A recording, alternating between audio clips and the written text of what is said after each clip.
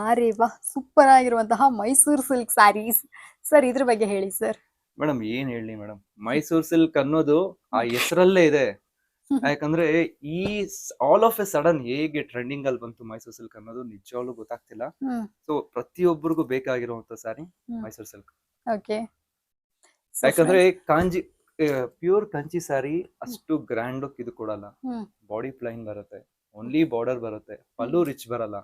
but ಆದ್ರೂ ಈ ಸಾರಿ ಜನಕ್ಕೆ ಹಾಕ್ಬೇಕು ಜಸ್ಟ್ ಬಿಕಾಸ್